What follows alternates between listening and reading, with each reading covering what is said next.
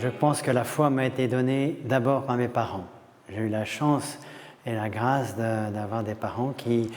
On ne parlait pas beaucoup de foi chez nous, mais mes parents en vivaient. Et pour eux, par exemple, la messe du dimanche n'était pas une option, c'était une évidence et une priorité par rapport à tout le reste. Et ils ont su nous transmettre par leur exemple et par leur conviction cette foi qu'ils avaient reçue eux-mêmes de leurs parents.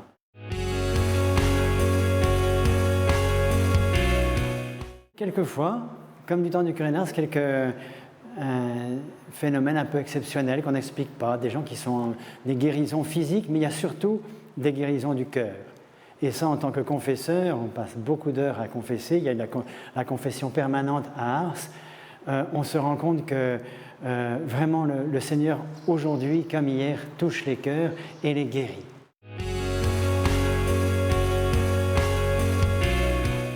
Pauvrement.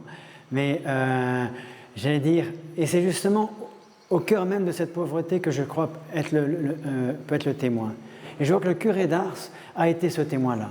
Il disait, je suis comme les zéros, qui n'ont de valeur qu'à côté des autres chiffres. C'était le curé d'Ars. Conscient de sa pauvreté, mais cette pauvreté permet à Dieu d'agir. Et c'est ça qui me paraît essentiel. Il faut se déposséder pour pouvoir ensuite entrer dans cette démarche de foi.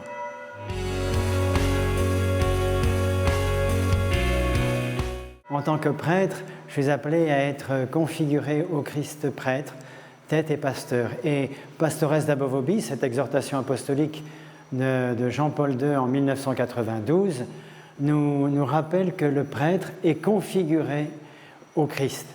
Et cette configuration au Christ lui donne un pouvoir, le pouvoir même du Christ. Mais ce pouvoir est un service. Et ce service qui va jusqu'au don total de soi.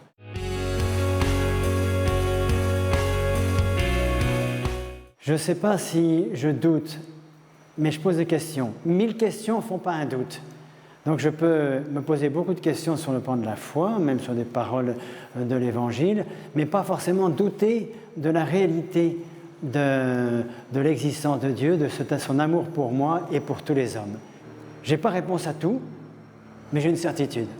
Dieu nous aime, Dieu m'aime infiniment, et c'est la raison d'être, c'est ma raison d'être. Et je suis appelé à entrer en communion avec Dieu.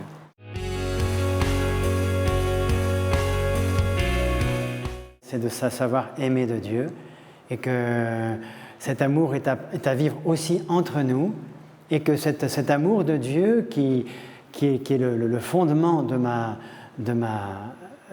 mon existence, je suis créé pour aimer, par amour, pour aimer, pour être aimé.